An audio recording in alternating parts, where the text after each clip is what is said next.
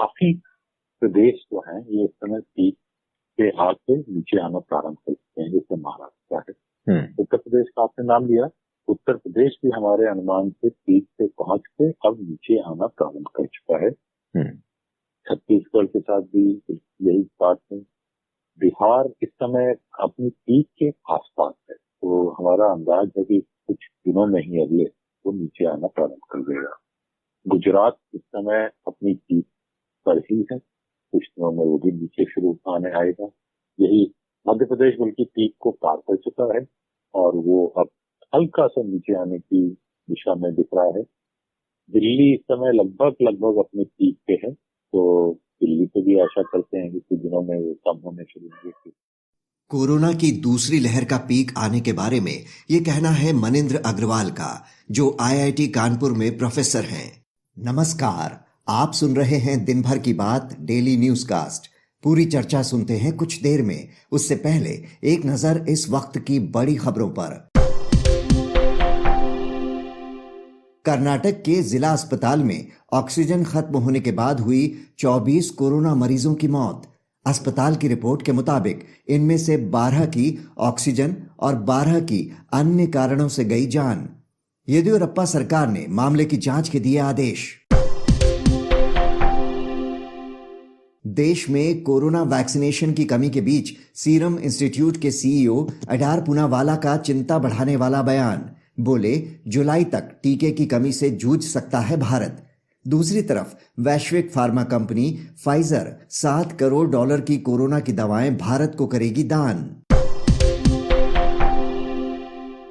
तेजी से बढ़ते कोरोना के मामलों के बीच सुप्रीम कोर्ट ने केंद्र और राज्य सरकारों को लॉकडाउन पर विचार करने की दी सलाह।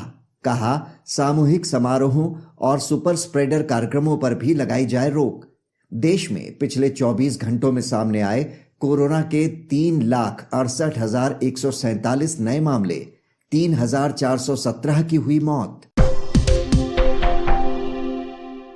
कोविड के खतरे की वजह से कोलकाता नाइट राइडर्स और रॉयल चैलेंजर्स बैंगलोर के बीच आज होने वाला आईपीएल मैच रद्द। केकेआर के वरुण चक्रवर्ती और संदीप वॉरियर हुए कोरोना पॉजिटिव। दोनों टीमों के बीच का मुकाबला कुछ दिनों बाद हो सकता है रीशेड्यूल। अब खबरें काम की। 20 जून को 10वीं के बोर्ड एग्जाम का रिजल्ट घोषित करेगा सीबीएसई। पिछले 3 साल के बेस्ट रिजल्ट के आधार पर मिलेंगे नंबर। परंपरागत परीक्षा कोरोना के चलते रद्द हो गई थी। दिल्ली यूनिवर्सिटी ने पोस्ट ग्रेजुएट और अंडर ग्रेजुएट के स्टूडेंट्स के लिए फाइनल ईयर का एग्जाम 1 जून तक पोस्टपोन किया। पहले 15 मई से शुरू होने वाली थी परीक्षा। आज का सबसे बड़ा न्यूज पॉइंट है, क्या आ गया कोरोना का पीक? पूरी तस्वीर समझने के लिए बात करते हैं आईआईटी कानपुर के प्रोफेसर मनिंद्र अग्रवाल से।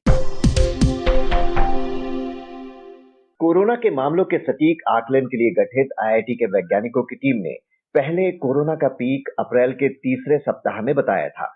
गणितीय मॉडल के आधार पर पूर्वानुमान लगाने वाली टीम ने पीक टाइम को रिवाइज किया है और कहा है कि 4 से 8 मई के बीच इसका पीक देखने को मिल सकता है। प्रोफेसर मनिंद्र अग्रवाल, आप खुद इस टीम में हैं, तो आपसे समझना चाहेंगे कि इस नए पीक का लेवल कितना होगा और क्या ये मान लिया जाए कि इसके बाद केसेस घटने शुरू होंगे? जी, इस नए पीक का लेवल जो इस समय है 4 लाख नए इन्फेक्शन रोज के आ रहे हैं, लगभग उसी के आसपास हमारा अंदाज रहेगा। तो तात्पर्य है कि जो आज 2 मई है, तो अब कुछ दिनों में हम लोगों का अंदाज है कि आपको संख्या एक कम होनी प्रारंभ हो जाएगी। जी, जब अप्रैल 2 को आप लोगों ने बताया था कि तीसरे सप्ताह में 1 लाख केसेस तक पहुंच सकते हैं इसके, लेकिन ये नंबर 3 गुना बढ़ गए थे। जब आपसे मेरी पिछली बार बात हुई थी तब आपने कहा था 25 अप्रैल पीक होगा और 2.5 लाख तक केसेस हो जाएंगे, लेकिन ये जो है अनुमान लगातार बदलते जा रहे हैं। तो ये पीक का सटीक अनुमान लगाना इस बार इतना मुश्किल क्यों हो रहा है? आपकी उम्मीद से कई गुना ज्यादा केसेस कैसे आ रहे हैं? जी, ये बहुत ही अच्छा प्रश्न है और आपने सही कहा कि 2 अप्रैल को हमारा जो अनुमान था वो करीब 1 लाख के आसपास रोज की संख्या का था। पीक का समय करीब 20 से 25 अप्रैल, और वो लगभग 10 दिन का ही इससे अंतर आया है, उसमें समय में ज्यादा अंतर नहीं आया। लेकिन जो पीक की संख्या थी वो 1 लाख से 4 लाख 4 दिन समझ लीजिए हो रही है। इसका कारण ये था कि हम पूरे अप्रैल में लगातार ये देख रहे थे, लगभग हर दिन, कि जब भी हम नए दिन का जो डेटा आता है उसको अपने मॉडल में डालते थे, तो पीक की वैल्यू और बढ़ जाती थी और काफी हद तक बढ़ रही थी। तो कुछ समय तो हम लोग इसमें ठीक से समझ नहीं पा रहे थे कि इतना प्रकार से तेजी से क्यों बढ़ रहा है ये मॉडल, या फिर कहीं मॉडल गलती कर रहा है या कुछ और बात है। लेकिन फिर लगभग मैं कह रहा हूँ 15 अप्रैल के आसपास ये हमें समझ में आया कि हमारे मॉडल में एक होता है फेज चेंज, मतलब जो पैरामीटर की वैल्यूज है मॉडल के वो बदल जाती है, और बड़ी तेजी से वही वैल्यू बदल रही थी, जिसके कारण ये पीक की संख्या भी बढ़ती जा रही थी। तो फिर हमने फेज चेंज को लेके नए फेज को मान के फिर से मॉडल को रन किया। तो करीब 19-20 अप्रैल के आसपास ये हमने निकाला कि पीक की जो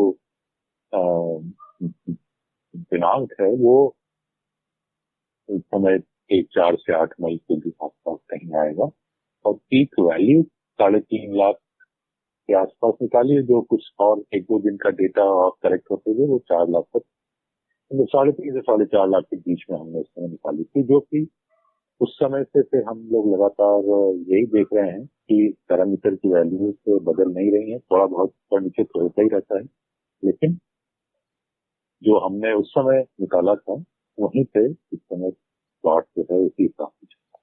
क्या वायरस की प्रकृति काफी तेजी से बदल रही है, इसलिए अनुमान लगाना मुश्किल हो रहा है, और क्या डेली बेसिस पर अनुमान बदलने पड़ रहे हैं? जी, जैसे मैंने कहा कि अप्रैल के पहले 2 हफ्ते कह सकते हैं कि लगभग डेली बेसिस पर अनुमान बदल रहे थे। 20 अप्रैल के बाद से चीजें, जिसको हम कहते हैं अपनी भाषा में, स्टेबलाइज हो गई हैं। अब अनुमान बदल नहीं रहे हैं, अब लगभग वही है बहुत जहां हम सब पहले थे। तो उसका कारण तेजी से बदलने का ये है कि एक तो वायरस की प्रवृत्ति बहुत तेजी से बदल रही थी, बल्कि ये कहें कि जो इंडियन म्यूटेंट है जिसकी आजकल बात हो रही है, वो हर जगह फैलता जा रहा था। ये महाराष्ट्र में विदर्भ क्षेत्र से प्रारंभ हुआ, और धीरे धीरे वो जगह और फैला, और फिर अप्रैल के शुरू में वो तेजी से लगभग बहुत सारे प्रदेशों में उसने फैलना शुरू किया। उसकी वजह से जो संक्रमण था उसकी रफ्तार बहुत तेज। साथ ही साथ ये भी हुआ कि लोगों ने भी मार्च में आके वो अपना ध्यान देना छोड़ दिया था, मास्क पहनना या बहुत ज्यादा भीड़ वाली जगहों में न जाना, वो सब लोग तो काफी हद तक छोड़ चुके थे, और उसकी वजह से तो संक्रमण ऐसे भी तेजी से फैल रहा था नए म्यूटेंट की वजह से। तो दोनों चीजें मिल गई, और उनकी वजह से ये बहुत तेजी से उसमें बदलाव। जी, मार्च की आपने बात की, उस समय महाराष्ट्र, केरला में ये नए स्ट्रेन के मामले आ रहे थे। क्या आपकी टीम ने मार्च में ही कोरोना की दूसरी लहर के लिए चेताया था? दूसरी लहर कोरोना की आ रही है ये तो हम मार्च के शुरू में ही समझ रहे थे, लेकिन उसका जो शुरू में हमारे पास निकल के आ रहा था, जो मैंने ट्वीट भी किया था मार्च में, कि कोरोना की ये दूसरी लहर जो आएगी ये कोई बहुत बड़ी संख्या तक नहीं जाएगी। उस समय हमारा अनुमान था कि शायद 70-80 हजार केसेज अधिकतम होंगे, और कुछ समय बाद थोड़ा और डिसाइड करके हमने 1 लाख तक उसको मान लिया, और वही हम रहे पूरे मार्च में। हम देख रहे थे कि वहीं पे स्टेबल है। तो हमारा अंदाज इस तरह ये चल रहा था कि यहाँ तक हम पहुंच के रुक जाएंगे, लेकिन जैसे मैंने अभी बताया कि अप्रैल के शुरू में एक फेज चेंज हुआ, और उसकी वजह से सब कुछ बिगड़ गया। अच्छा, जिन राज्यों में पीक लेवल आ चुका है वहां केसेस घटने भी शुरू हो रहे हैं, लेकिन अभी कई राज्यों के बारे में ये कहा जा रहा है कि वहां अब मामले काफी तेजी से सामने आएंगे, जैसे उत्तर प्रदेश हो गया, कर्नाटक हो गया और बंगाल, जहां अभी चुनाव खत्म हुए, नतीजे आ चुके हैं, इसके बाद वहां के अब नंबर्स आने शुरू होंगे। तो क्या इससे ये पीक लेवल एक बार फिर नहीं बदलेगा? इसमें मैं थोड़ी चीजें बताना चाहूंगा। काफी प्रदेश जो हैं ये इस समय पीक के हाथ से नीचे आना प्रारंभ कर चुके हैं, जैसे महाराष्ट्र है। उत्तर प्रदेश का आपने नाम लिया, उत्तर प्रदेश भी हमारे अनुमान से पीक से पहुंच के अब नीचे आना प्रारंभ कर चुका है। छत्तीसगढ़ के साथ भी यही बात है। बिहार इस समय अपनी पीक के आसपास है, तो हमारा अंदाज है कि कुछ दिनों में ही अगले वो नीचे आना प्रारंभ कर देगा। गुजरात इस समय अपनी पीक पर ही है, कुछ दिनों में वो भी नीचे शुरू आने आएगा। यही मध्य प्रदेश बल्कि पीक को पार कर चुका है और वो अब हल्का सा नीचे आने की दिशा में दिख रहा है। दिल्ली इस समय लगभग अपनी पीक पे है, तो दिल्ली पे भी आशा करते हैं कि कुछ दिनों में वो कम होने शुरू होंगे।